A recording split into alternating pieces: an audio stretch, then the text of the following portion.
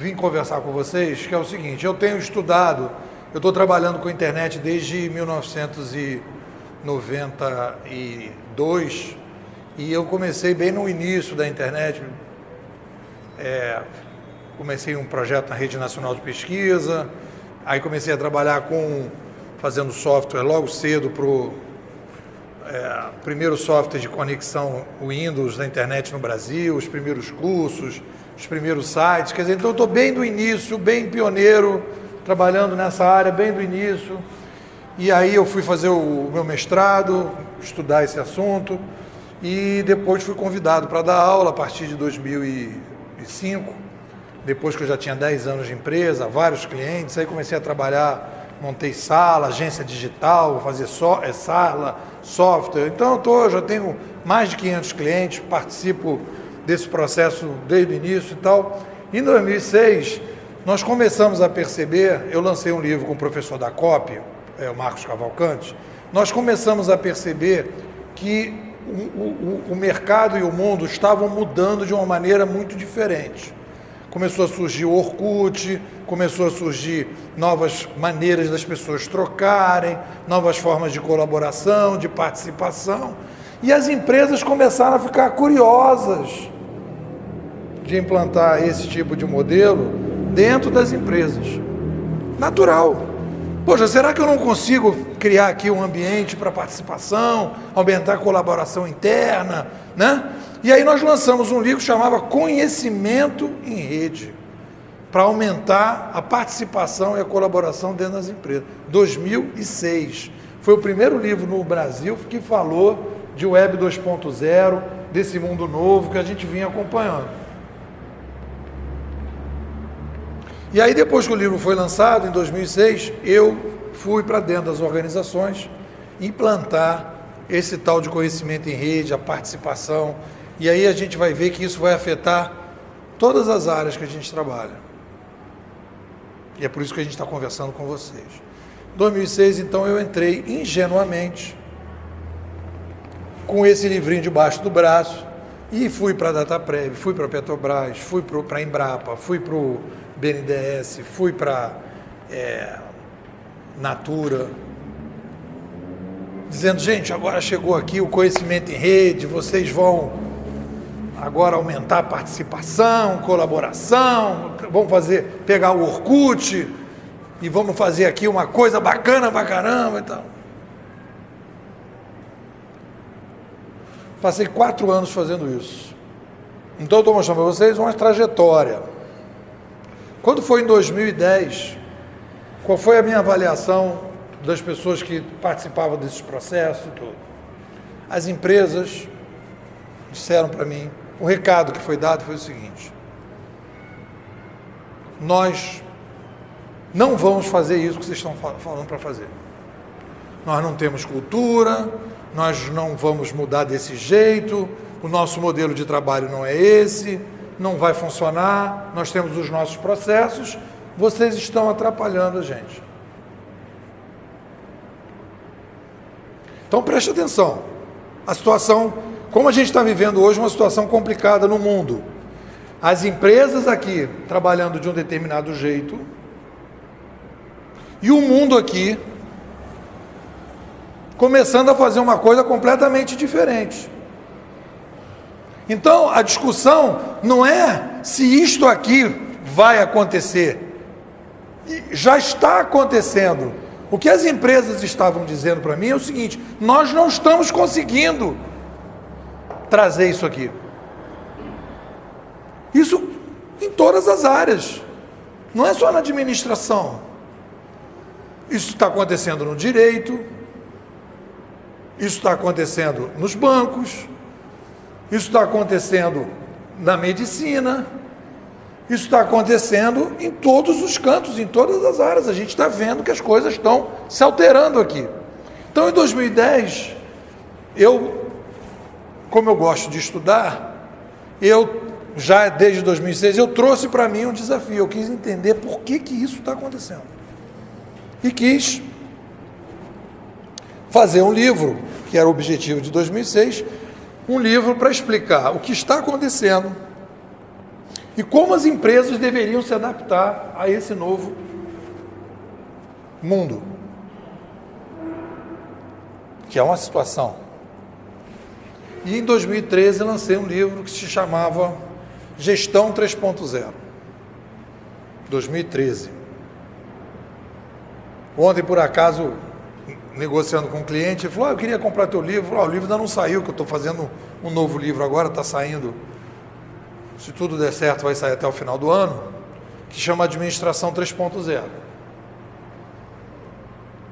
E esse livro de 2013, eu fui ontem, entrei na estante virtual, ele está com o mesmo preço do dia que eu lancei, ou seja, ele não perdeu o valor.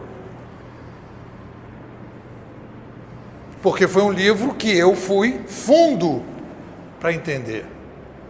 Aí eu fui para a filosofia, para entender o que estava acontecendo, eu fui para as teorias, para depois então falar das metodologias. Eu dividi o livro nessas 3 pedaços. Quais são as mudanças filosóficas, as mudanças teóricas e as mudanças metodológicas, para a gente entender o que está acontecendo. Então, eu estava falando, tenho falado para as universidades, estou falando para vocês o seguinte: nós temos uma grande oportunidade pela frente.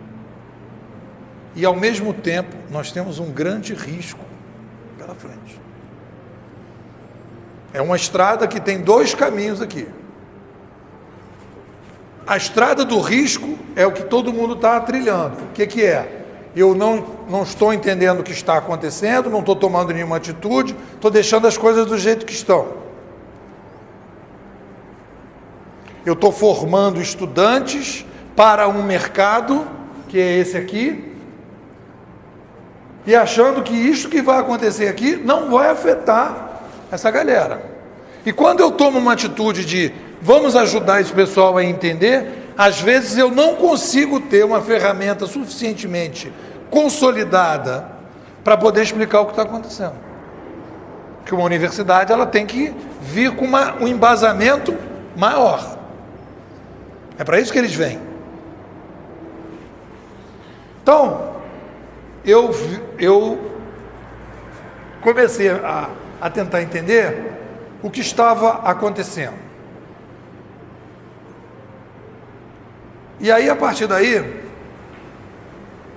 eu saí de 2006, quer dizer, 2006 foi ficando cada vez mais distante, e eu, já em 2013, eu comecei a perceber que eu vou fazer aqui uma divisão, botar essa cadeira aqui no meio, e eu vou fazer uma separação aqui entre esses 2 espaços. Eu comecei a perceber o seguinte: aqui eu vou dizer que é uma cooperativa de táxi, aqui desse lado. E aqui eu vou dizer que é o Uber, para a gente saber separar as 2 coisas, para a gente entender o que a gente está falando. A cooperativa de táxi, a gente conhece como funciona a maior parte das empresas. Eu tenho uma estrutura hierárquica, eu tenho diretores que são eleitos, esses diretores que são eleitos recebem os novos motoristas e são responsáveis para que esta cooperativa de táxi funcione a contento. Se algum passageiro tiver problema com a cooperativa de táxi, ele procura ligar para a cooperativa e o diretor tem que tomar uma providência em relação ao que está acontecendo. Todo mundo conhece isso. Todo mundo sabe como isso funciona. Isto é um modelo administrativo que a gente conhece.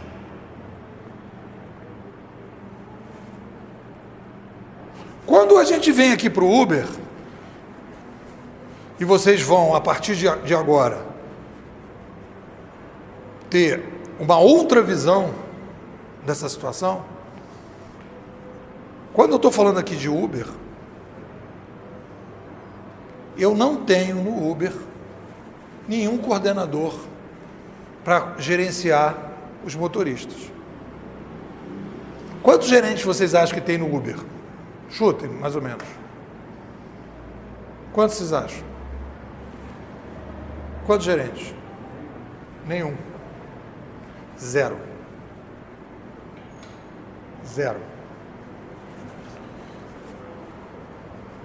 Como é que como é que o passageiro do Uber resolve o problema de um motorista que não está funcionando direito? Aqui ele telefona. O que ele faz aqui? Aqui eu gerencio tudo na base da estrelinha. Eu dou estrelinha para o motorista, tem uma plataforma, tem um código, tem um algoritmo, que se o motorista não tiver 4.7, ele sai da plataforma. A gente acha isso normal, a gente está usando isso, está todo mundo achando isso normal. Mas a gente está pensando sobre isso, para ver o impacto que vai ter isso nos cursos que vocês dão.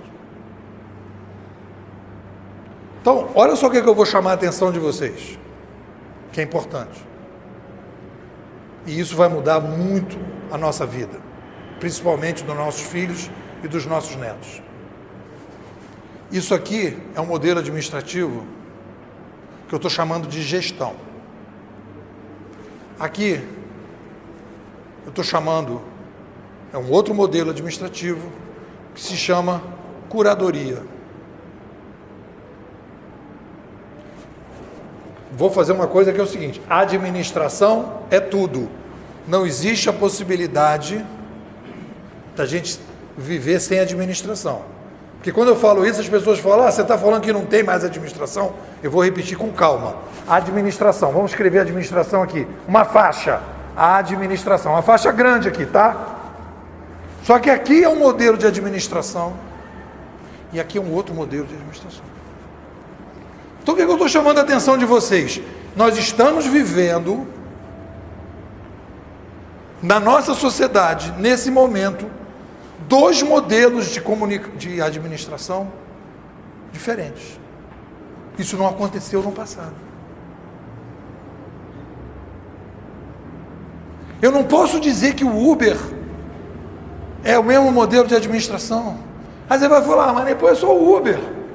Mas peraí, o Airbnb também não é assim? O YouTube também não é assim?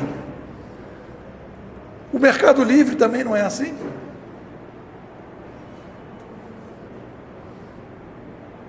Então eu começo o Cabify.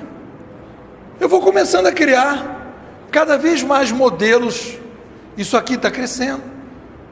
O Facebook. Ou seja, todo mundo que é líder de mercado, todo mundo que está fazendo empresa diferente, todo mundo que está ganhando escala, está usando esse modelo aqui. E nós estamos intoxicados disso aqui. Qual foi a explicação que eu escrevi no livro de 2013? Por que eu não conseguia em 2006, 2007, 2008, 2009, 2010, 2011 implantar o que eu estava querendo? E eu vou falar para vocês, são dois modelos administrativos incompatíveis, diferentes, que não são contínuos e que não têm condição de serem implantados no mesmo lugar. Eu vou repetir, são dois modelos administrativos incompatíveis. Se o cara da cooperativa de táxi rezar, não vai nascer Uber.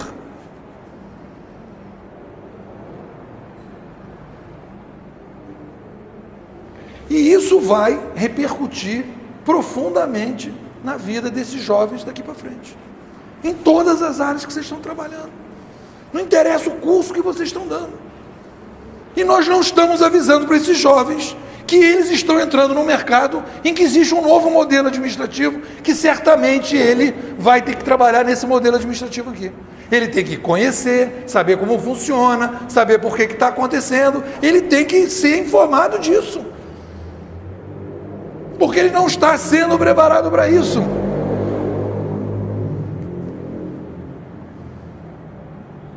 Ou seja, ele está achando que está vivendo no mundo da continuidade. E as empresas que ele teoricamente quer trabalhar estão achando também isso. Elas não se deram conta ainda que elas estão competindo com um novo modelo administrativo, que é muito mais sofisticado e é muito melhor do que esse aqui.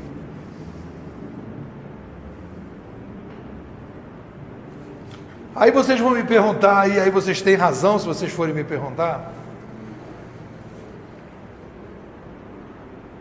Porque aí você vai dizer o seguinte: espera aí, Nepô, tá bom, realmente isso aqui me parece que tem lógica, está acontecendo, são dois modelos administrativos, mas a pergunta, para a gente poder fazer um trabalho, e aí vai para a filosofia, é perguntar o seguinte: o porquê das coisas.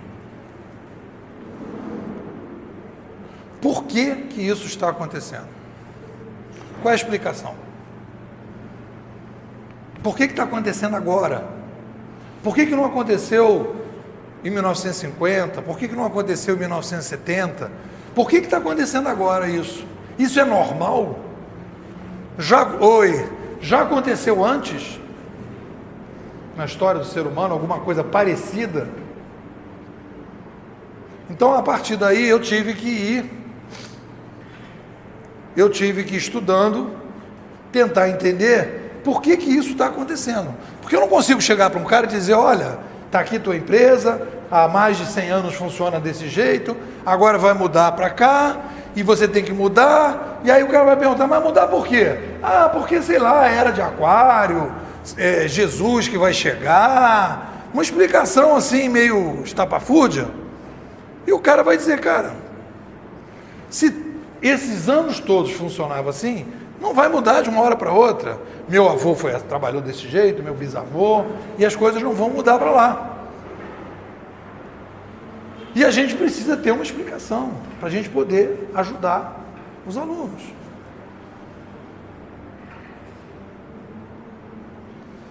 E aí, dentro dessa discussão filosófica, eu cheguei numa teoria muito simples para explicar o que está acontecendo, que eu apresento isso com o kitnet de Copacabana. E vocês, a partir do kitnet de Copacabana, vocês vão entender por que a gente está mudando. Todo mundo sabe o que é um kitnet? O que é um kitnet? Sala com banheiro. Um apartamento pequeno. Só que hoje em dia no Airbnb não tem mais kitnet. É loft ou estúdio. Porque ninguém diz que está alugando um kitnet. Mas é aquela coisa que você entra e já está na janela. Aquela coisa... Então todo mundo sabe que o kitnet em Copacabana... Eu vou fazer aqui uma brincadeira com vocês. Nós estamos nesse kitnet Copacabana, sexta-feira, de noite, está o cidadão lá no kitnet Copacabana. Todo mundo imagina a cena, toca a campainha, ele vai ver quem é que estava, faz aquela sombra. 6 pessoas vindo de Niterói para passar o fim de semana em Copacabana. Quais são os problemas que vão acontecer nesse kitnet? Me ajudem aí. Espaço. Podem falar aí. Espaço. Que mais? É espaço. Que mais? É superlotação. Outra logística, que é uma consequência da superlotação. Logística. Que mais aí de problema? Banheiro, boa. Que mais?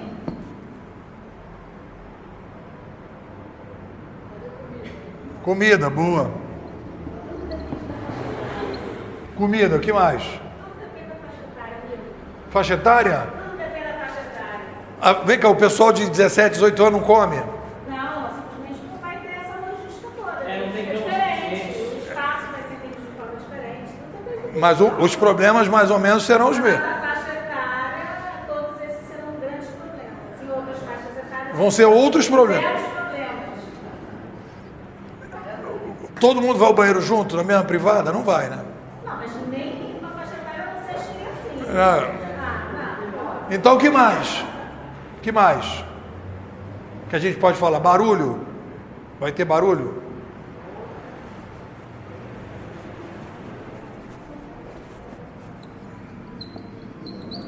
Conflitos?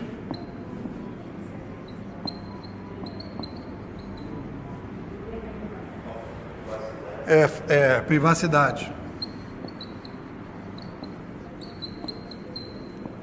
Então, olha só, se a gente for analisar independente questão da faixa etária, esses problemas de alguma forma terão que ser administrados pelas pessoas nesse fim de semana, sim ou não? Tem lógica isso? Ok. Quantas pessoas moravam no planeta em 1800? Chutem. Mais ou menos. Quem chuta o número? 1800. Estavam nos milhões, né? Hã? Estavam nos milhões. Não, Já tinha bilhões? É. Quantos? Chutem o número. 1 bilhão. 1 bi. Quantos nós somos hoje? 7 bi. Então presta atenção. Nós éramos 1 no kitnet e fomos para 7 no kitnet. Vê se os problemas que a gente tem hoje na sociedade não batem com o que vocês falaram. Espaço, logística, saneamento, comida, poluição sonora, conflitos, privacidade. Sim ou não? Então, tem uma coisa, um conceito que eu desenvolvi na filosofia, dentro da sala da filosofia que discute quem é o ser humano. Então, existe um erro, um equívoco de como nós pensamos o ser humano, que a gente precisa corrigir para poder entender o novo século. Que é o seguinte: nós não tínhamos tido até 1800 um salto de 1800 para cá de 7 vezes. 7 vezes significa que em 1800 nós comíamos 3 bilhões de pratos de comida todos os dias. Todos os dias. Hoje são 21 bilhões de pratos de comida. No Brasil, 30 milhões em 1900, e hoje nós somos 210 milhões, nós estamos falando de 630 milhões de pratos de comida todos os dias no Brasil. Então a primeira coisa que a gente vai observar, que nós não estávamos pensando de maneira, digamos assim, eficaz, é o seguinte, que eu chamo de demografismo. Nós não percebemos que nós tivemos o maior salto demográfico da história do ser humano, que nunca foi possível por falta de ciência, comida, roupa, lugar para dormir. Bem ou mal, as pessoas estão se virando e tem 7 bilhões que estão sobrevivendo. Do jeito que vocês acharem que estão sobrevivendo, mas estão. Essa é, aliás, uma vitória da sociedade moderna. 7 bilhões de pessoas vivas ao mesmo tempo, sem grandes catástrofes de um lado e de outro. As pessoas estão ali. Então, o que a gente tem que pensar diferente? Primeiro, nós somos uma espécie que cresce demograficamente. Sim ou não? As outras espécies não crescem demograficamente. Os elefantes são limitados num grupo de elefantes, os lobos são limitados, os leões são limitados, porque eles têm uma maneira de lidar com o mundo genético. Nós não somos genéticos. Hã? É isso aí. Então, qual é a mudança de percepção que a gente tem que ter? O ser humano vive, e eu vou falar um conceito para vocês, ele vive uma coisa que a gente não estava acostumado a pensar desse jeito, que é a complexidade demográfica progressiva. Ou seja, em 1800 nós tínhamos uma complexidade básica de 3 bilhões de pratos de comida e hoje nós temos uma complexidade básica de 21 bilhões de pratos de comida. Não é a mesma sociedade. O problema, a complexidade aumentou só na taxa básica 7 vezes. O Brasil, idem, em 100 anos.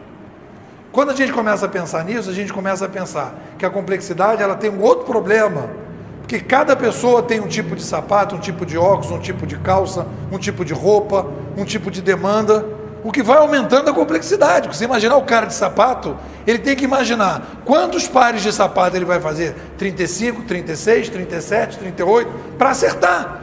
É muito mais complexo do que um cara que tinha uma cidadezinha de 50 pessoas, que ele conhecia o pé de todo mundo. Pô, quando a gente ia, na minha época, teve uma fase que tinha ainda alfaiate, costureira, que fazia roupinha.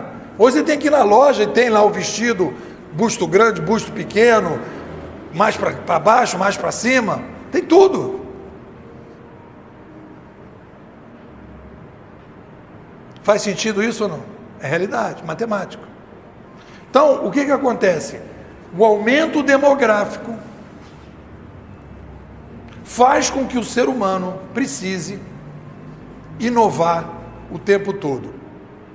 Então, até aí, eu começo uma explicação para vocês. Nós estamos fazendo uma mudança administrativa porque nós crescemos demais demograficamente. Essa é a explicação. O Uber cria um modelo administrativo mais sofisticado que a cooperativa de táxi, acabando com gerentes para permitir que eu tenha muito mais gente usando de forma muito mais barata, de uma maneira muito mais dinâmica do que uma cooperativa de táxi tem. Usa o GPS, junto às pessoas, o cara é avaliado pelo consumidor, não preciso ter gerente, o cara do Uber entra sem pedir licença para nenhum gerente, ele vai sendo avaliado ao longo do tempo. Eu tenho uma situação aqui muito mais sofisticada e muito mais adaptada para uma complexidade atual do que essa galera aqui, que é muito mais engessado. Isso funcionou? Funcionou, mas não funciona mais. Isso aqui é mais sofisticado e mais compatível com a complexidade atual. É por isso que faz sucesso. Aí vocês vão me perguntar, pô, beleza, faz sentido isso que você está falando. Realmente, se a gente aumentou a complexidade, a gente está precisando fazer isso. Então, o que eu estou avisando a vocês é o seguinte: nós iniciamos uma revolução civilizacional para fazer um ajuste sistêmico de um mundo que tinha uma complexidade menor para uma complexidade maior. Nós somos assim. O ser humano é assim. Não é que a gente está inventando uma coisa, não, a gente sempre foi assim. No dia que aumenta a população, ou a gente inventa uma coisa melhor, ou a gente entra em colapso. Porque tem uma coisa que a gente tem que entender, é o seguinte: é inadiável,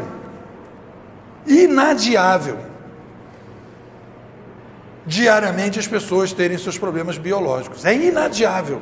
Não tem possibilidade do cara dizer que não vai beber água, que não vai comer, que não vai ao banheiro. É inadiável. Não é um problema que você pode jogar pela janela. Deixa para amanhã. Não. Aí a pergunta é, por quê? Qual é o gatilho? Tem um livro que eu estou lendo, sugiro a vocês verem uma série no Netflix, chama Mindhunter. Não sei se vocês já viram, é um cara do FBI que cria o departamento de pesquisa dos serial killers. E tem um livro que eu li também, e ele diz que quando o serial killer ele começa a agir, às vezes ele tem um gatilho. Ou ele brigou com a namorada, ou ele perdeu um familiar, e tem um determinado momento que ele sai das fantasias e passa para a ação. E eles procuram esse gatilho. Então vocês podem me perguntar o seguinte: qual é o gatilho que faz com que a gente inicie uma revolução civilizacional? O gatilho é o surgimento de uma nova mídia. Quando eu introduzo na sociedade uma nova mídia, como aconteceu no passado, quando a gente introduziu a oralidade, quando a gente introduziu a escrita, quando a gente introduziu a escrita impressa, e agora está introduzindo a internet, eu crio um gatilho e eu permito que determinadas mudanças que não estavam acontecendo, passem a acontecer. Porque você distribui essa mídia, as pessoas começam a acessar a informação, as pessoas começam a trocar informação entre elas horizontalmente, começa um surto de inovação, e a gente começa então a partir daí um processo de revolução. Então, qual é a causa da chegada do Uber e etc? Aumento da complexidade demográfica. Por que agora? Porque nós temos uma nova mídia que permite que a gente comece a inventar coisas que a gente não podia na década passada ou na outra década. Era impossível pensar em Uber sem celular. Precisou chegar o celular para começar a ter Uber. Não dava para ter Uber sem celular. Não dava para ter Uber sem GPS. Não dava para ter Uber sem o modelo das estrelinhas. Uma coisa está junto com a outra. Então, qual é a explicação? Nós aumentamos a população, nós estamos agora com uma nova mídia e nós estamos criando um novo modelo administrativo. E aí o que eu quero chamar a atenção de vocês é o seguinte: isso vai afetar todos os mercados, todas as profissões, todos os lugares. Não tem uma profissão que vocês me disserem que vocês dão aula aqui na faculdade que não será afetado por isso. E não tem um aluno que não tenha que ser alertado que isto é possível acontecer no mercado dele. E ele tem que saber se virar, ele tem que saber por que está acontecendo, como está acontecendo, e o que ele pode fazer, e quais são as oportunidades que ele tem nesse mercado. Porque esse é o mercado que vai bombar, que está bombando. Ah, mas ele vai trabalhar, ele não vai trabalhar naquele mercado tradicional? Vai trabalhar. Isso é fumaça? Esse é o teaser do churrasco. É o negócio do kitnet, né? O pessoal desceu do kitnet para comer. Então, eu fiz esse estudo todo, cheguei a essas conclusões, e a primeira coisa que eu quero dizer para vocês é o seguinte: eu não estou dizendo para vocês que eu estou trazendo a verdade, porque não existe a verdade. Existe um primeiro diagnóstico sobre esse negócio. Agora, o que eu consegui, nesses 11 anos estudando esse assunto, é perceber o seguinte, e aí é a coisa mais chocante dessa história toda, que esse modelo que a gente vive hoje aqui, pode simplesmente não funcionar mais. Essa coisa de ter gerente, um chefe, um coordenador e tal. Aí nós vamos começar a passar pelas áreas. As pessoas estão começando a botar inteligência artificial na justiça. As pessoas estão começando a usar inteligência artificial na medicina, que faz parte desse processo. As pessoas estão começando a fazer o que o pessoal chama de blockchain, que é um armazenamento compartilhado. Hoje, para você juntar dinheiro, tem que ter um banco. As pessoas estão começando a fazer isso usando o armazenamento compartilhado, que não precisa mais de banco. A gente está começando a usar modelos em que a fechadura da porta está conectada à internet. Então eu chego no Airbnb, alugo um apartamento, quando eu me aproximo da porta com o meu celular, a porta já está abrindo.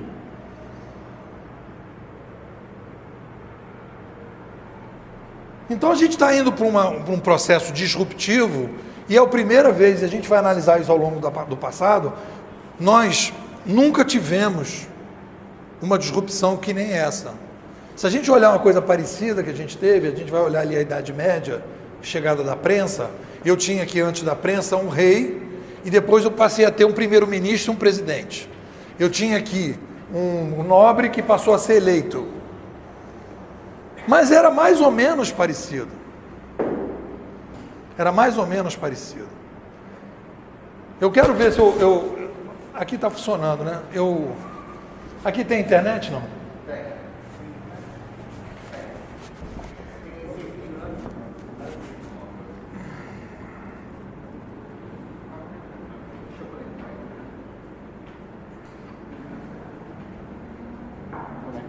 Peraí.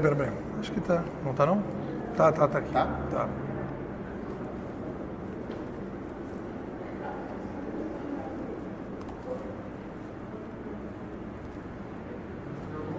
Não, tá não.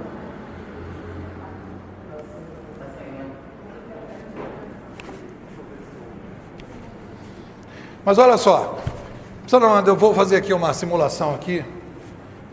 O pessoal que quiser vai participar da palestra, vai ter na palestra vai conectar? Se conectar, beleza. Então, o que acontece? Para mim, existem várias mudanças importantes. Essa coisa do armazenamento compartilhado, que a geladeira vai ter chip, o ventilador vai ter chip, tudo vai ter chip, os carros vão ter chip, tem muita coisa mudando ao mesmo tempo. Mas tem uma mudança que eu quero chamar a atenção de vocês, que é a mudança mais profunda, que vai ter mais impacto na mentalidade e que vai ser a mais difícil que a gente está passando. A mais difícil que a gente está passando. É a possibilidade que a gente está tendo de acabar com o modelo de gestão hierárquico de gerentes. Primeira vez que a gente pode fazer isso. A gente não podia fazer isso antes. E a gente pode fazer isso Tá. A gente pode fazer isso. Eu quero explicar para vocês por que a gente pode fazer isso. Porque quando chegou aqui a internet, quando a gente chegou aqui à oralidade, lá atrás, há 70 mil anos, eu introduzi uma nova linguagem, que é a linguagem oral. Depois, quando chegou a escrita, eu introduzi uma nova linguagem, que foi a linguagem escrita. E nós estamos introduzindo uma nova linguagem, que permite a gente ter um novo modelo de administração. Essa nova linguagem que a gente está criando aqui, que é a base da curadoria, que permite fazer o que a gente não conseguia fazer antes. Opa! É o seguinte. Nós estamos, nesse ambiente aqui, implantando um modelo de comunicação muito parecido com o das formigas. No meu livro de 2013, a foto da capa são formigas. Aí você fala, como assim, né? Pô, formiga? Porque as formigas têm um modelo de comunicação. Até aqui nós estamos com modelo de comunicação. Todos os modelos de comunicação que a gente tem até aqui é um modelo de comunicação por sons. Se você analisar bem, vamos supor, a coordenação da universidade, quando ela vai tomar uma decisão, ela toma uma decisão baseada em sons. Ou ela recebe um e-mail que é som, é a escrita transformada, é o som transformado em palavra, ou ela recebe uma conversa, você vai lá conversar com ele. Você precisa fazer um som para ele entender o que você está falando. Então, todo esse modelo que a gente está trabalhando aqui é som. Para esse modelo, eu preciso de um gerente. Eu preciso de um gerente para interpretar aquele som, ouvir o que você falou, ler o que você fez e tomar uma decisão. Funciona. Só que isso aqui ficou obsoleto. Como é que eu estou trabalhando aqui? Eu não estou usando som. O Uber não usa som. Ele usa o modelo das formigas por causa da complexidade. Como é que é o modelo das formigas? O modelo das formigas é diferente. E é da seguinte forma. Digamos que aqui eu tenha...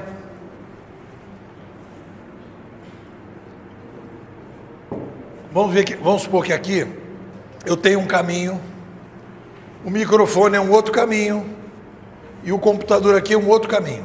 São 3 caminhos diferentes. Tá certo? Então, quando eu chego aqui, a formiga vê aqui esse caminho, ela vê que não tem comida. Ela vê que não tem comida. Aqui ela chega no microfone, ela vê que não tem comida. E aqui no computador ela vê que tem comida. Como é que ela avisa as outras que ali tem comida e aqui não tem comida? Ela vem com o mouse bundástico dela e ela vai marcar o caminho, ou ela vai curtir o caminho. Ela marca com a bundinha dela que aqui tem comida. As outras formigas que estão vindo, elas entram no caminho sem precisar conversar com nenhuma das outras e sem precisar de gerente, porque é muita formiga e elas têm muita coisa para fazer, elas não podem ficar esperando o gerente, vai dar um caos no formigueiro. Então elas montam um modelo de comunicação que é baseado nos rastros. Quando a gente olha para o Waze, por exemplo, é exatamente isso que a gente está fazendo. É muita gente na estrada, eu preciso avisar que tem engarrafamento, eu preciso avisar que tem polícia, eu preciso avisar que tem um desastre. O que eu faço? Eu não telefono para as pessoas, eu marco, eu uso a comunicação das formigas. Isso tem um impacto gigantesco na vida do ser humano, porque a gente está trabalhando numa linguagem oral e tomando decisões baseadas na oralidade, e aqui a gente tem um outro modelo, que a gente está se baseando num outro modelo de comunicação, que muda completamente a forma de administração. E isso é uma coisa muito doida, está acontecendo muito rápido, e é uma passagem gigantesca de mentalidade, e nós não estamos preparados para isso. Que a gente fale isso para uma empresa, e é por isso que eu estou aqui vindo na universidade, que a gente fale isso para uma empresa com um cara de 50 anos, tudo bem, mas eu tenho que começar a falar isso para o jovem, porque esse cara vai pegar isso de frente, daqui a 5, 10 anos, esse vai ser o mercado dele. Mesmo que demore 15 anos para ser um mercado quase homogêneo, ele precisa começar a se preparar. E ele não está fazendo isso, a gente não está preparado isso para ele, a gente não está colocando essas cadeiras. Então a gente tem que bolar uma forma, e aí vocês vão me perguntar, Nepô, qual é a solução que você diz para uma empresa daqui, e isso é a solução que eu quero fazer aqui na universidade, como é que eu passo disso para isso aqui? A pergunta, então, vocês vão me fazer o seguinte, tá, Nepô, bacana, kitnet, formiga, já entendi tudo, bacaninha, mas tá, o que eu faço? O que eu faço? Então a passagem é a seguinte, aprendizado aí de 11 anos, eu deixo isso aqui funcionando, normal, preparo as pessoas para esse mundo aqui, as pessoas continuam trabalhando, a TV Globo continua funcionando, a cooperativa de táxi continua funcionando, tudo beleza, mas uma organização que quer fazer a passagem, ela cria um laboratório aqui, totalmente separado daquilo lá, para experimentar esse novo modelo aqui. Não pode ser continuidade. Esse laboratório não vai preparar as coisas para voltar para cá. A gente assume que isso aqui é uma coisa, isso aqui é outra. Eu não estou falando isso porque eu quero fazer isso. Eu não comecei em 2006 pensando assim. Eu cheguei a essa conclusão depois de levar muito tiro. Porque toda vez que você for implantar Uber em cooperativa de táxi, não vai funcionar. Deixa para lá, cara, deixa. Não, foi agora. E isso aqui é um outro modelo. Então qual é a ideia? Era a gente imaginar, pensar, criar um laboratório separado, oferecer isso para os alunos de experimentação, entender o modelo e aí começar a aplicar isso em todas as áreas. Como é que vai ser essa uberização no direito? Como é que vai ser essa uberização na administração? Como vai ser a uberização na medicina? Como vai ser a uberização na enfermagem? Como vai ser? Começar a pensar. Botar essa galera para ver como é que está acontecendo lá fora, no comércio, como é que está acontecendo, o que está acontecendo lá fora, o que funciona, o que não funciona, aqui em Niterói, quais são as oportunidades, o que ele poderia fazer, o que ele não pode fazer. De repente os caras vão começar a ter ideias, vão de repente começar a pensar em startups, vão começar a se adiantar ao mercado. E aí vocês vão fazer a diferença. Está entrando aí? Não, então um erro de DNS aqui, o endereço assim, não, É. Não entrou não?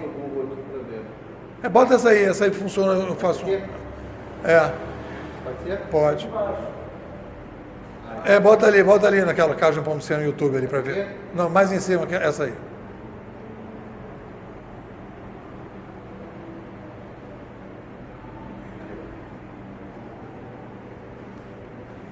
Não, é aquela mesmo, que ela também serve. Não tá entrando. Ali, essa aqui, a comunicação química das formigas funciona, essa aí. Não, esse aí é o meu blog normal, não vai entrar. Volta lá então? Volta. Essa aí, a comunicação química das formigas.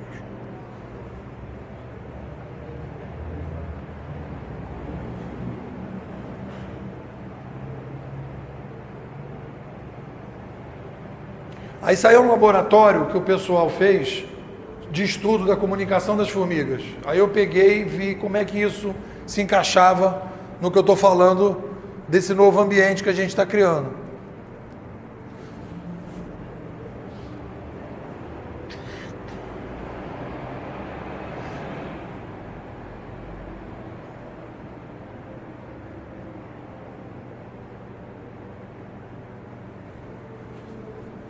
Fala.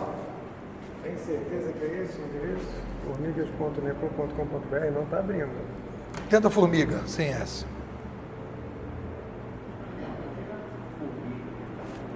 Não, deixa assim, essa aí funciona também.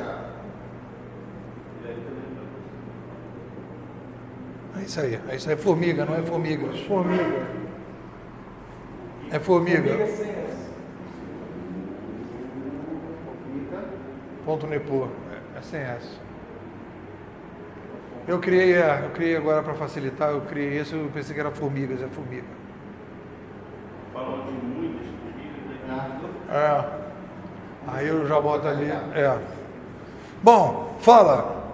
O que você acha? Exatamente para ver a questão. Aí carregou. Tá desfocado.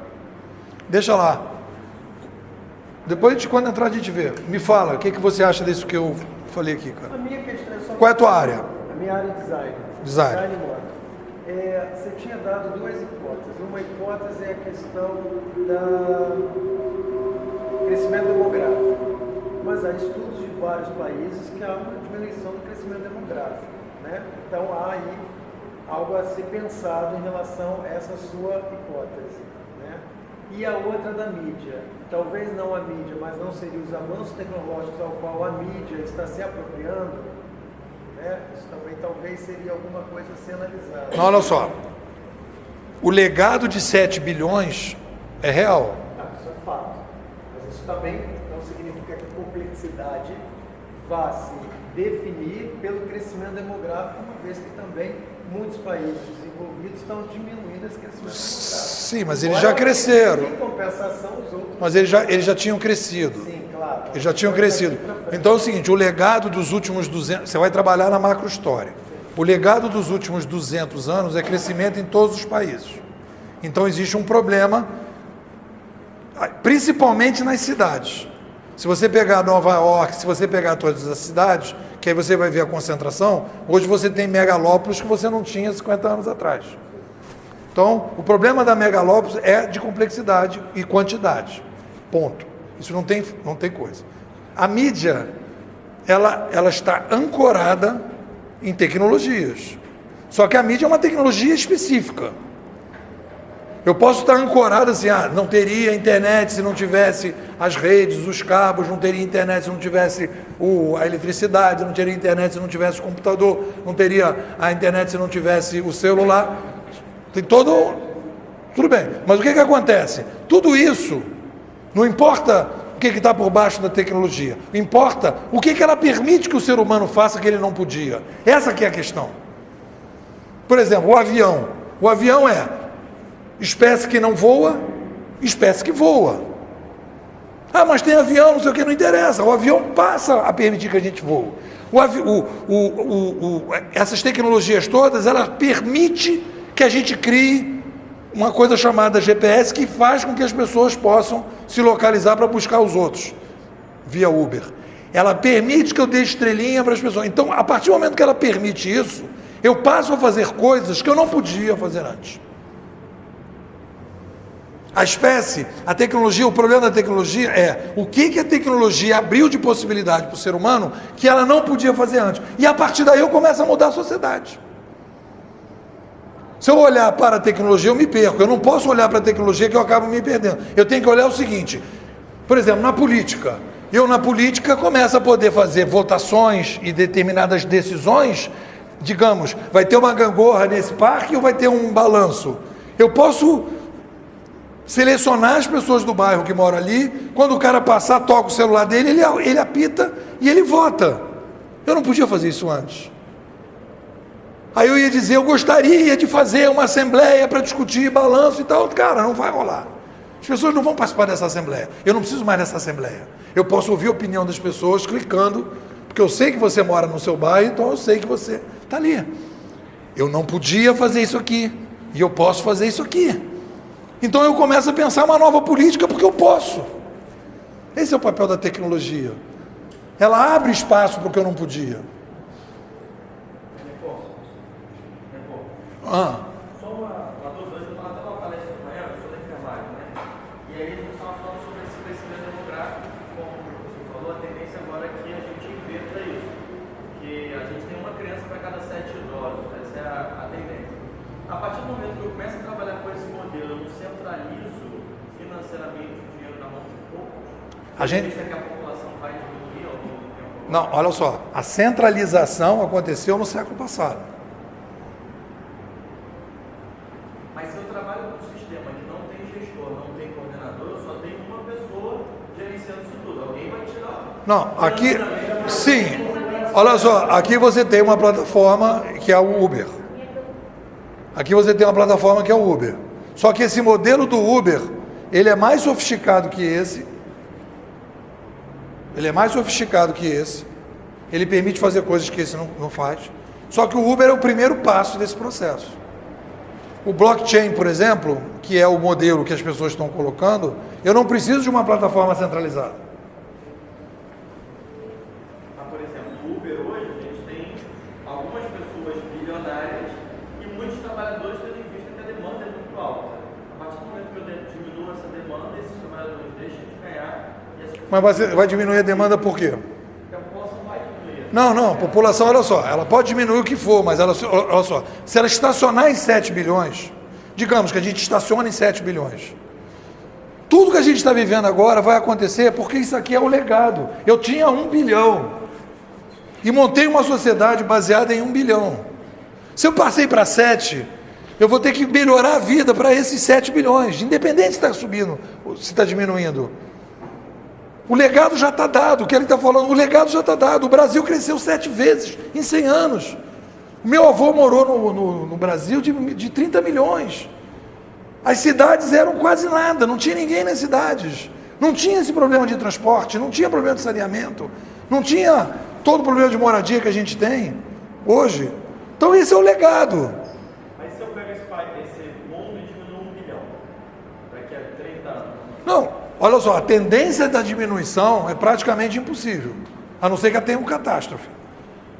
Os dados que você está trabalhando, os dados que a gente está trabalhando é o seguinte, você pode reduzir a velocidade de crescimento, mas as pessoas estão trabalhando com 10 bilhões, 11 bilhões, continua o crescimento, em alguns países, não precisa de som não. Em alguns países, você tem aumento de crescimento, continua a taxa de crescimento, em outros países você tem estagnação e outros você tem redução. Mas o problema da complexidade é o seguinte, aqui eu construí uma sociedade para uma complexidade e aqui eu tenho que construir para outra. Eu já tenho 7 bilhões. As cidades estão... Ninguém vai sair das grandes cidades, as cidades não vão reduzir. Niterói não vai diminuir o tamanho. A gente poderia ir para o campo, reduzir o tamanho? Talvez possa, com as tecnologias. O Rio de Janeiro possa diminuir o tamanho, São Paulo possa descentralizar. Mas de qualquer maneira eu vou ter que viver numa cidade do interior, sei lá, Teresópolis, com 1 milhão de pessoas ali em Teresópolis, ou 500 mil, o que vai significar que aquilo vai ter que ter uma mudança. Aquele táxi lá de Teresópolis que fica parado na praça, não vai mais poder ficar parado, vai ter que implantar Uber. Porque lá tem 20 mil, 30 mil. Então, isso que você falou, é assim, você tem que pensar que nós já temos esse déficit, não tem como voltar para trás desse déficit. O que a gente está discutindo é, daqui para frente, pode ser que diminua a velocidade, mas o legado já está dado. Então, eu construí uma sociedade para cá, para uma complexidade, e isso aqui ficou obsoleto. E eu estou construindo esse outro modelo aqui. Então não tem como voltar para trás. A uberização, o blockchain é inevitável. A partir do momento que, se eu posso fazer isso, por que eu vou voltar para trás? Vou mostrar aqui vamos lá. Isso aí é o modelinho das formigas, para vocês verem como é que a gente está fazendo. Aí tem uma cena que é para mostrar como é que as formigas trabalham. Então, assim, o fogo impede que você tenha a leitura da química. Então, vocês vão ver que quando você tem o fogo, a química delas, elas se perdem. Quer ver? Elas estão aí, sem GPS, porque elas perderam a capacidade de poder se administrar, porque o fogo sumiu com a química, e elas voltaram a se comunicar, voltou, digamos, o Wi-Fi, e aí elas vão encontrar de novo o formigueiro. Aí nós vamos ver no detalhe no laboratório, a gente vai ver no detalhe do laboratório, como é que as coisas funcionam. Aí elas tentando se recuperar, e mostrando que elas, se não tiver química, elas não conseguem se administrar. Aí elas conseguem voltar para o formigueiro, porque tudo aqui tem um rastro, né? Elas vão seguindo o cheiro, a química que elas passam, elas sabem para onde elas têm que ir. E aí ela mostrando, olha só que interessante, a ida que ela está indo é tracejada, a química é tracejada, descobriu comida, olha que interessante. Então ela está indo e agora ela vai curtir, é contínuo, está vendo que é contínuo agora? Era tracejado e virou contínuo? Então ela está curtindo o caminho e avisando para as outras que aqui tem comida. Aí ela vai fazer um WhatsApp ali com uma, vocês vão ver que tem um WhatsApp também, mas é pouco. Quer ver ali? Ali tem WhatsApp também. Aí vamos ver o Waze. Olha o Waze, como é o modelo. Estamos aqui. Você está no caminho. Ó, você vai marcar a comunicação dos rastros. GPS, polícia, rastro, marcou o caminho.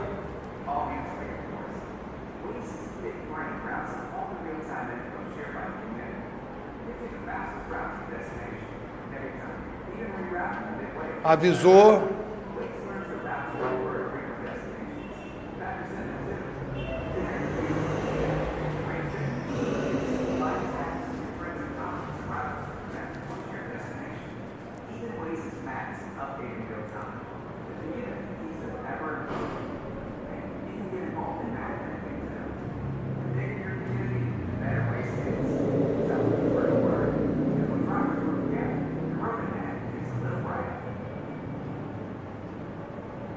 Então, isso é uma solução tecnológica de comunicação para lidar com uma complexidade nova. Isso tem a ver com 7 milhões até aqui. Se a gente for diminuir, a única coisa que vai acontecer é a velocidade da necessidade das novas tecnologias para frente, mas para trás não. Fala. Você falou que ia falar, pode falar. Não, você está dizendo. Não, estou dizendo, você falou assim, não, aí eu falei, então peraí, agora fala. Não, eu penso assim, eu acho que a gente fica muito sujeito à tecnologia. Eu acho que todas as tecnologias, elas surgiram como evoluíram, principalmente as de comunicação, estão aí porque existe uma demanda e facilitou a vida da gente.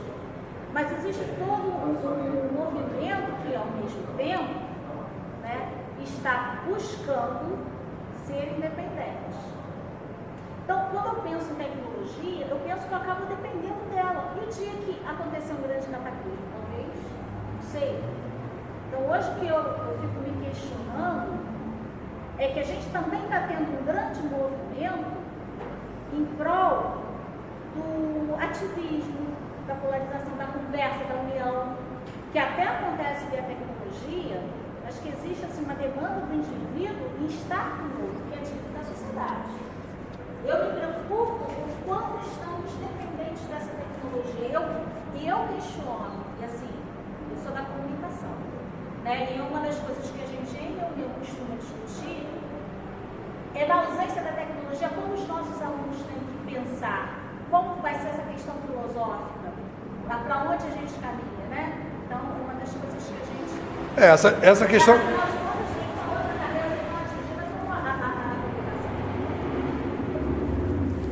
Essa questão que você está falando é uma questão ótima. Porque, olha só, como é seu nome? Kátia. Olha só uma coisa. Na primeira parte do livro, eu digo que a gente é uma tecnoespécie. E a gente tem uma visão da tecnologia, que tecnologia é a tecnologia nova, e eu faço uma brincadeira com os meus alunos, que é o seguinte, eu faço o teste natureba. Teste natureba é o seguinte...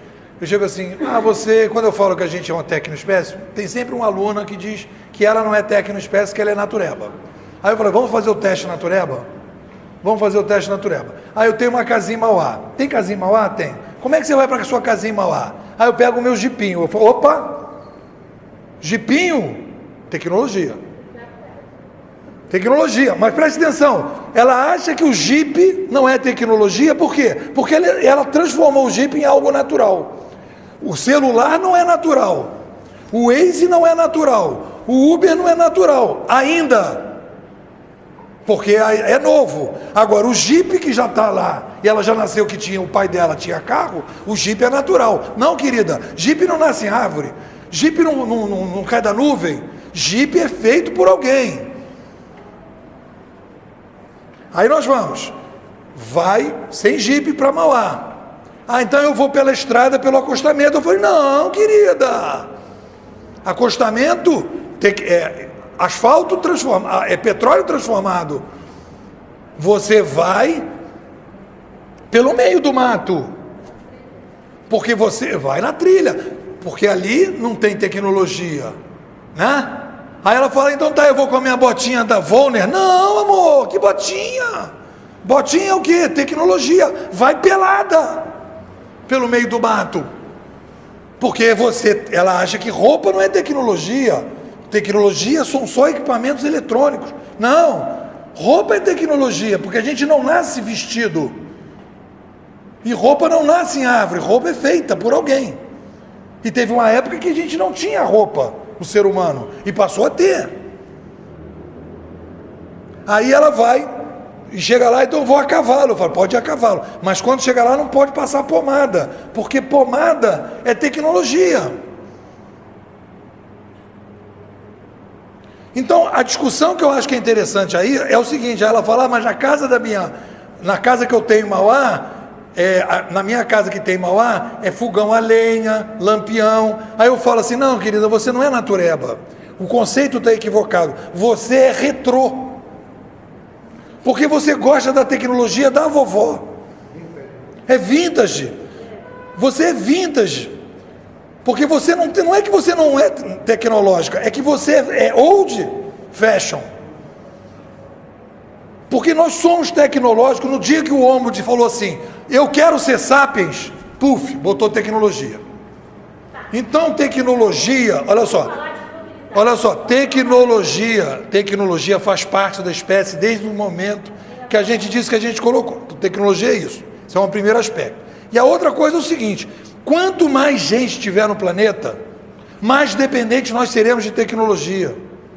Essa é a característica da tecnoespécie. Você pode lidar melhor com essa tecnologia, você pode fazer o que você quiser com essa tecnologia, mas a saída para o planeta viver com mais qualidade é mais tecnologia.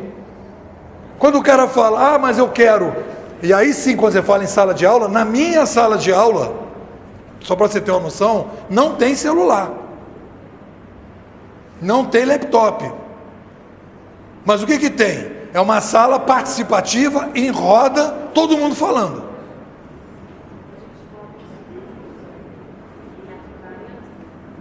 Então, a discussão que eu acho que a gente está tendo, e aí quando a gente faz, a gente acha que tecnologia são as novas tecnologias. E nós sempre fomos técnicos. Só que agora, quando a gente aumenta a complexidade, nós ficamos mais dependentes da tecnologia. E você fala, mas... e se as tecnologias pararem? Se as tecnologias pararem, a espécie entra em colapso. Porque imagina o seguinte, vai se adaptando. Você faz internet banking, ela faz internet banking, eu faço internet banking. Se não tiver internet banking, a fila vai começar aqui do Itaú, vai terminar lá na Lagoa, no Rio de Janeiro. Se todo mundo for ao banco, na agência. Porque os caixas já são compatíveis com o número de pessoas que vai à agência. E o número de pessoas que usa a agência é 90% usa internet bank e 10% vai à agência.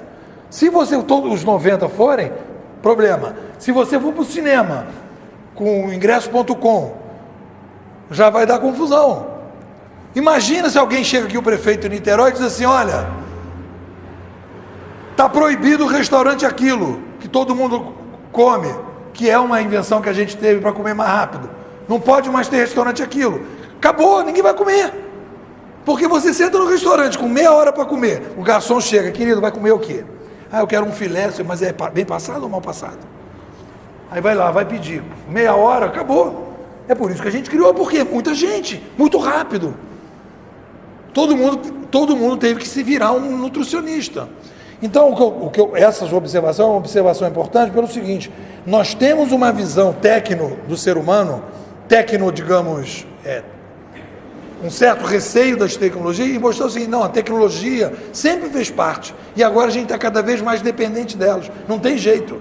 O que a gente pode criticar nós estamos vivendo um boom dos celulares, estamos apaixonados pelos celulares, e a gente está nas relações pessoais tendo problema.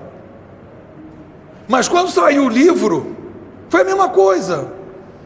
As pessoas não queriam sair de casa para ficar lendo. E não, meu filho, sai de casa, vai jogar bola. Não, mamãe, eu quero ficar lendo. Depois, quando chegou a televisão, na minha época, meu filho vai jogar bola. Ah, não, está passando filme de não sei o que, eu não quero sair. Ou não? Não é a internet que a gente está viciado, a gente estava... E o rádio? Era do rádio. Ninguém queria sair de casa para ficar ouvindo novela de rádio. Videogame, quer dizer... Esses surtos, digamos assim, compulsivos da tecnologia sempre aconteceram. A gente tem que saber lidar com isso, mas não tem como evitar que o rádio apareça, o videogame apareça, porque faz parte da espécie. Fala. Se o WhatsApp acabar... O que a senhora quer falar? Quer falar alguma coisa, fala. Você está vendo que isso é uma imposição dele. Como é seu nome? Sandra, qual é a sua impressão do que eu falei? Eu acho assim que as tecnologias têm que ser adaptadas à situação atual. Por exemplo, que a pirâmide dietária está invertendo, óbvio, mas você tem que adaptar a tecnologia para os idosos, por exemplo. Né? Tem várias pesquisas aí que falam que os idosos têm dificuldade de usar a internet, como faria. Você tem que fazer cursos atualizados, alguma tecnologia mais fácil para eles enxergar como adequar às necessidades da população. Isso. Eu quero colocar uma questão, sim, que eu acho que essa mudança que você fala, que eu acho que é natural, isso ocorreu muito na documentação, nas bibliotecas, nos arquivos, né? Eu acho que isso aí foi visível, assim, para todo mundo, para nós também que somos profissionais. Eu sou profissional da área, sou bibliotecária. Então, aconteceu uma mudança, né, bem interessante ao longo desse tempo. Eu acho que um exemplo bem claro dessa mudança toda que você coloca, desse caminho, né, é a área de documentação. Tem uma coisa que eu acho que é interessante e que eu vou chamar a atenção, que a gente às vezes não percebe, eu tenho vivido isso pessoalmente. Eu hoje muito mais escuto do que leio. Eu vim no carro agora, escutando uma palestra para cá. Por quê? Com a falta de tempo que eu tenho, eu quero continuar estudando, eu quando tenho um assunto que me interessa, eu vou no YouTube, baixo o vídeo e escuto. Tem aulas da USP, aulas da Unicamp, tem aulas do mundo inteiro falando sobre várias coisas. Você aproveita o tempo. E eu aproveito o tempo. Então, quando a gente pensava em uma outra mudança que a gente tem que pensar é o seguinte, quando eu tinha apenas o livro para publicar ideias, eu era dependente do livro para poder chegar na ideia de uma pessoa pessoal. Claro, tem a televisão, tem o rádio, mas aquilo ali é uma mídia de massa. Eu não podia pegar um livro de um cidadão específico sobre um assunto muito específico. Eu não tinha como, tinha que ler o livro. Então a minha mídia era leitura. Aí agora eu estou indo para a oralidade. Isso para o Brasil é como se fosse assim uma espécie assim de chegou a hora do Brasil, porque o Brasil é um mundo oral, um país oral. O cara não consegue ler, mas ele consegue escutar. E como é que a gente poderia aproveitar, por exemplo, a oralidade para melhorar a qualidade da educação? Quantos professores gravam as suas aulas para deixar que os alunos possam escutar? Não estou nem dizendo na área privada, eu estou falando na área estatal. Quantos professores da UF gravam suas aulas para os alunos poderem escutar e outros alunos de outras universidades poderem escutar? Hoje está mais aberto, né? A comunicação... Então você poderia ter o cara do Maranhão de medicina tendo aula com o professor da UFRJ, ouvindo um cara que é especialista em rim, que ele não vai ter lá no Maranhão. Basta um gravadorzinho. Eu, por exemplo, estou com o meu aqui, gravo todas as minhas aulas, boto, as pessoas escutam. E as pessoas... Anos atrás, a gente fazia, por exemplo, na universidade, né? Fazia assinatura de 5, 6, não sei quantos jornais, né? Hoje não tem, precisa mais do jornal, não está no ar, Fala. Fala aí, cara. Concordou? Fala. Me assusta um pouco esse avanço da tecnologia só por conta disso, do poder ficar centrado. Quem foi criado agora vai ganhar um pouco para trás. Bom, primeira coisa que eu digo para o pessoal é o seguinte: a ponte Rio-Niterói sempre está ali, para pular do vão central. Só não bota o nome do Nepô. Estou pulando com sugestão do Nepô. Aí vai ver lá meu filme. Porque se for parar para pensar, o aumento demográfico e exatamente o internet banking não. Cara, eu vou falar uma coisa para você. Como é teu nome? Rafael. Vou dizer qual é o meu prognóstico. Vamos fazer uma análise aqui. De longo prazo, porque eu trabalho com a macrohistória. Eu trabalho com a antropologia cognitiva, que é o estudo das mudanças de mídia. Então, eu não pego coisas da microhistória. Eu trabalho com a macrohistória. Tá certo? Vamos pegar 1450, quando chegou a prensa. Vamos ver o mundo de 1450. Como é que era esse mundo? Feudalismo, escravidão, monarquia absoluta, total controle da religião sobre as mentes das pessoas. Isso é 1450. Estou pegando um momento similar.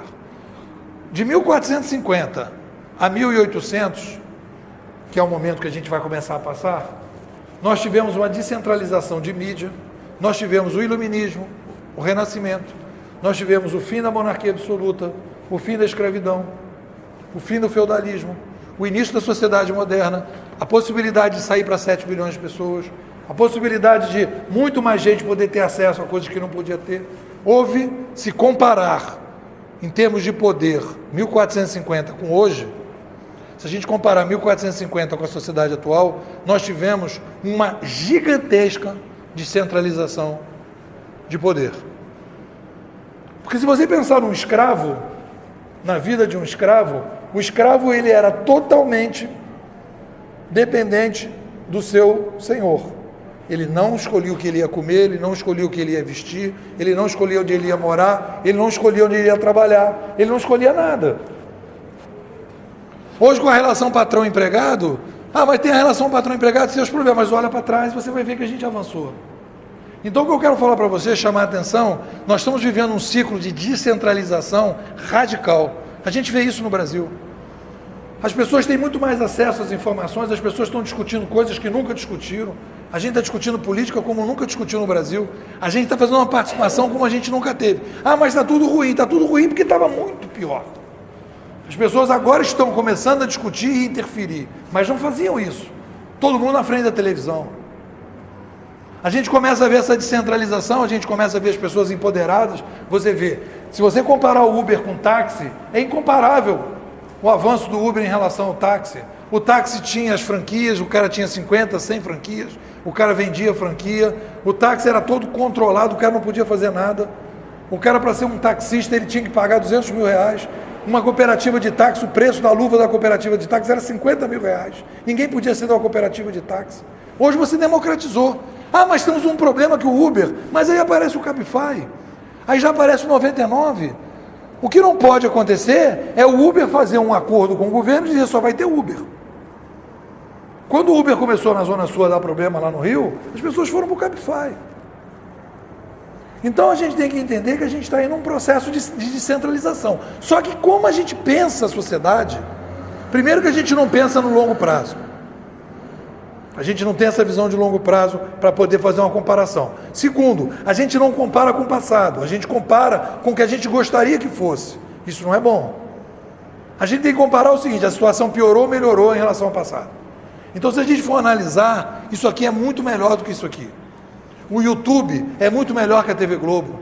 Eu tenho milhares de pessoas falando uma opção de coisa. Você pega um vídeo sobre filosofia, 100 mil acessos. Você pega um vídeo de um cara falando uma coisa assim do tipo, como cuidar do seu gatinho, 50 mil acessos. Eu fiz um vídeo lá em casa dizendo assim, cara, pega o teu computador velho, bota do lado da televisão e você vai ter um Smart TV a baixo custo, 200 mil views. 200 mil views. Só isso. Liga a tua televisão. O cara estava com o computador encostado, ele falou, cara, ganhei uma Smart TV. Simples. O canal tem 1.221.273 pessoas que curtiram a página municipal. E tem 1.241.676 mudando para 77 agora seguindo. Na sua página do Facebook. Me preocupa porque o Facebook não fala. Eu estou falando assim, é um canal, que é um historiador, é um filósofo que está na moda, tá?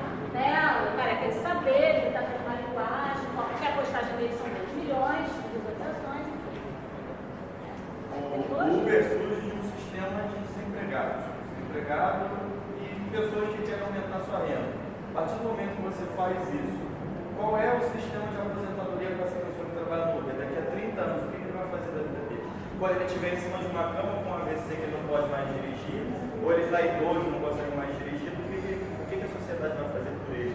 Tá, você está comparando esse cara e o cara do táxi. O cara do táxi, pelo menos, ele está tendo um... Qual é a aposentadoria dele? Não, ele vai trabalhar no sistema. Não tem diferença. O problema da aposentadoria não tem a ver com o Uber. O problema da aposentadoria...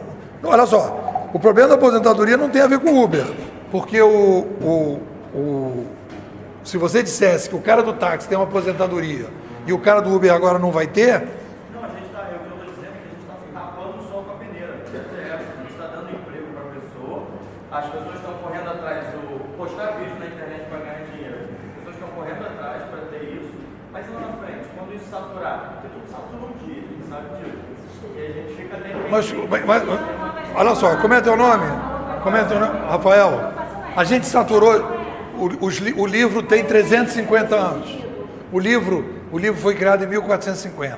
Nós saturamos dos livros depois desses anos todos? Não. Não, mas a gente saturou daquele veículo que tem. Mas agora, nesse momento, você vai criar uma outra coisa. Entendeu? Você continua lendo. Você não saturou, você não deixou de ouvir som à distância. Você não deixou de ter imagem à distância. São demandas do ser humano. Então, o que você está dizendo? Você está dizendo o seguinte, o Uber agora, o cara do Uber, ele não vai ser aposentado, e antigamente o cara do táxi é aposentado. Não, o problema da aposentadoria é outro problema. É outro problema. E não é gente que está aí no Uber só. Tem gente vivendo de Uber, independente de qualquer coisa. Só que o Uber, do ponto de vista comparativo com o táxi, ou com a cooperativa de táxi, é muito mais democrático. Muito mais. O YouTube é muito mais democrático que a TV Globo. Ou não? Depende, mas tá a pessoa tirando muito dinheiro do Não, esquece isso, cara. Esquece isso. O dinheiro não é o problema. O problema é se você impedir que as outras pessoas possam ganhar dinheiro também. Aí você tem um problema. Ganhar dinheiro não é problema. A gente tem esse preconceito de ganhar dinheiro no Brasil. Ganhar dinheiro não é problema. Desde que o cara esteja servindo bem a população. O Google está ganhando dinheiro, mas está servindo bem. O problema é o cara ganhar dinheiro e não servir bem. É essa a crise que a gente está passando no Brasil. O cara ganha dinheiro com corrupção e não serve bem a ninguém. É melhor ter um Uber que está ajudando. Então a gente tem um preconceito em relação a isso. Não pode ter esse preconceito. Isso é bom. O que não pode acontecer é o governo dizer agora é só Uber. Aí tem problema. Aí virou monopólio estatal. Então quanto mais aparecer, melhor. E quanto mais ele ganhar dinheiro, mais o dinheiro está circulando. Eu não acho que isso é problema. E a questão da concentração, se você tiver a competição, não vai concentrar. Tanto que o Uber começou a vacilar, já apareceram outros. O que não pode é o governo dizer que é só Uber. Aí sim tem problema. Fala, para a gente fechar. Eu vou para outra agora. Quer falar? Anderson, fala, qual é o seu... Não, a minha visão é essa do Rafael. O que acontece é que a gente tem um modelo ainda muito não pensando em livre mercado. É que, na verdade, o que a gente precisa é ter muita gente pensando em como ter alternativas para aquela colocação que foi apresentada. Porque o que o Uber fez nada mais é do que as patentes na área de medicamento que fazem, né? Tem uma patente concentrada, o cara ganha rios de dinheiro, é válido porque ele investiu na pesquisa, só que ele fica com aquela patente e não consegue nem que outras empresas produzam. As tecnologias são diferentes. A partir do momento que você implantou aquela tecnologia, você ganha um período que você está na frente, mas o livre comércio criou aí, a 99 acho que é um bom exemplo, porque a 99 ela nasceu no táxi, e agora ela já criou um problema até no segmento onde ela nasceu. Uberizou, ela atendia o táxi, agora ela atende táxi, atende Uber, e aí o próprio cara que era do táxi, se eu me virar contra, ele só atende no carro particular e eu estou fora. Mas eu acho que assim, é importante que tenha esses contrapontos e tenha essas discussões, porque principalmente para a gente de educação. A gente não tem ideia assim, do que está acontecendo com o nosso próprio mercado. Eu acho que a gente está todo mundo meio atordoado. E até quando a gente olha em termos de ensino, eu falo porque todos nós estamos inseridos. Eu não sei se daqui a não é que eu não sei. Eu não tenho certeza daqui a 20 anos qual é o modelo de atuação de um professor em sala de aula. Será que eu vou ter sala de aula? Eu acho que tem uma discussão aí que é o seguinte: a sala de aula já perdeu o valor. Já. Não é uma discussão que vai perder, ela já perdeu o valor. A TV Globo, ela já perdeu o valor. A gente não está discutindo se ela vai perder. Se a gente botar... o aluno vem para a universidade para pegar o certificado. Ele já não vem na universidade muitas vezes para aprender como a gente fazia na nossa época, que era uma fonte única de informação. Ele vem para receber o certificado. E se ele começar a certificar fora, ele não vem mais. Então a sala de aula já perdeu o valor, porque ele sabe que vai aprender fora da sala de aula. Ele sabe que aquele professor, às vezes, está desatualizado em relação às coisas que estão acontecendo. Então essa é a situação. Aí o que acontece? O problema é que você, na educação, em algumas áreas, você tem as amarras do sistema, das regulações. Mas se você começar a ser certificado por outras coisas, você vai começar a ter problema. Por exemplo, a gente vive isso aqui, curso de tecnologia, curso de desenvolvimento, análise de sistema, você não tem demanda, porque o cara é autodidata, o cara está trabalhando no mercado, ele está fazendo certificações de algumas empresas que valem mais às vezes do que o certificado de nível superior, e depois que ele já está no cargo intermediário, ele busca uma certificação tecnológica. E se isso começar a acontecer em outras áreas, fala. Eu ia ver em alguns cursos, né, como engenharia de produção, assim, acaba Eu acho que as coisas se transformam. Na verdade, se você pega a propaganda do IBMEC que diz que o professor não é mais um instrutor, e sim é um coach do aluno, na verdade, as instituições de educação, elas vão se manter sem dúvida nenhuma. A metodologia, a forma de comportamento e a maneira como vai se relacionar com isso é que vai mudar, né? As áreas, na verdade, elas não deixam necessariamente de existir, elas se transformam, né? Enfim, então é uma questão que acho que a gente também pensa a tecnologia como uma coisa e não como um fenômeno, né? O fenômeno da própria existência humana. E aí eu acho que se a gente começa a pensar nisso, fica mais fácil você compreender os processos de transformações que vão se dando, não só no seu entorno, obviamente, né, o meio, mas sobretudo em você. Porque no momento que você toma um remédio, né, para alguma coisa, a tecnologia está em você. E é um conceito que se fala muito, né, do ciborgue, que nós já somos ciborgue. Na verdade, nós já não somos naturais. Em nenhum momento, quando você nasce, já toma uma injeção, você já deixa... Não, nunca fomos naturais. Não somos, mas enfim, acho que cada vez mais a gente tem uma relação muito mais próxima com essa questão da tecnologia, só que ao mesmo tempo que ela nos aproxima de alguma coisa que a gente considera ideal, né, e etc., também nos assusta. Eu acho que vale a pena, é claro, ter um pouco de romantismo de quem gosta de filme, mas se você vê o Blade Runner 2049, né, esse novo agora, tem todas essas relações ali sendo indicadas, o passado, o presente, essa relação do homem-máquina, o homem natural, enfim. E se você olhar de uma forma assim, bem crítica em relação ao filme, né, que tem ali uma importância da historiografia cinematográfica, mas também dessa questão científica e futurista, a gente vai percebendo claramente que aquilo ali está muito próximo da gente, afinal de contas, 49, claro que tem uma visão assim romantizada do futuro, mas tudo ali já é uma realidade, assim, é uma realidade. Eu acho que essa discussão da educação, objetivamente, uma coisa que eu aprendi é o seguinte: nós temos um conceito de qualidade aqui que está atrelado a esse mundo, a essa administração. A gente tem que pensar que qualidade agora é outra coisa. O problema todo é que esse segmento é diferente de outros, a gente tem uma mão pesada da regulamentação. Isso. Da regulação. Mas é o Estado, né? A gente sabe, tanto no mercado Vambora. liberal. Eu acho que a discussão vai longe. Eu vou chamar todo mundo para fazer uma foto. Obrigado pela sua vinda. Isso é uma discussão que a gente vai, acho que, eternizar. Obrigado por ter vindo, obrigado por compartilhar. E eu acho que a gente pode depois criar, usando até as novas tecnologias, um grupo de discussão e avançar. Bater palma, né? Vamos fazer uma foto aqui? Valeu. Onde a gente faz a melhor foto aqui, Celso? Não, André é um bom. Onde faz a melhor foto?